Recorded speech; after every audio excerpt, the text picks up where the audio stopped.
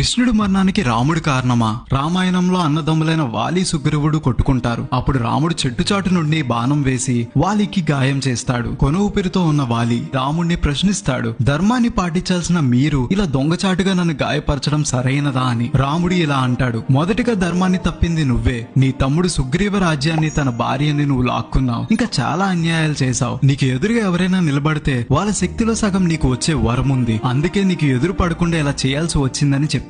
ధర్మాన్ని తప్పిన ఎవరైనా కర్మను అనుభవించాల్సిందే. ఆఖరికి రాముడైనా సరే. అధర్మంగా నేను నీ ప్రాణం తీసినందుకు ఏదో ఒక జన్మలో నా ప్రాణాన్ని ఇదే విధంగా నువ్వు తీసి నీ ప్రతీకారం తీర్చుకుంటావని రాముడు వాలికి వరం ఇస్తాడు. ద్వాపర యుగం ఆఖరికి వస్తుంది. కృష్ణుడు అడవిలో ఒక చెట్టు మీద విశ్రాంతి తీసుకుంటాడు. జరా అనే వేటగాడు పొదల్లోంచి కృష్ణుడి పాదం చూసి జింక అనుకుని బాణం వేస్తాడు. ఆ బాణం కృష్ణుడి పాదానికి గాయం చేస్తుంది. జరా అది చూసి క్షమించమని కృష్ణుడిని అడుగుతాడు. అప్పుడు కృష్ణుడు తుదిశ్వాస విడుస్తూ, ఇందులో నీ తప్పేమీ లేదు. నేను రాముడిగా ఉన్నప్పుడు నీకు చేసిన అన్యాయానికి ప్రతీకారం ఈ రోజు నువ్వు తీర్చుకున్నావు. ఇదంతా నా కర్మ ఫలమే అని అంటాడు. ధర్మం నుండి ఎవరు తప్పించుకోలేరు, ఆఖరికి దేవుడు కూడా అని చెప్పడానికి ఉదాహరణ ఈ కథ. ఆత్మను విడిచిన కృష్ణుడి దేహాన్ని దహనం చేస్తారు. శరీరం బూడిదైనా సరే కృష్ణుడి గుండె రగులుతూనే ఉంటుంది. దాన్ని సముద్రంలో కలిపేస్తారు. తర్వాత ఏం జరిగిందో తెలియాలంటే గోదావరి స్టేషన్ ని ఫాలో అవ్వాలి మరి.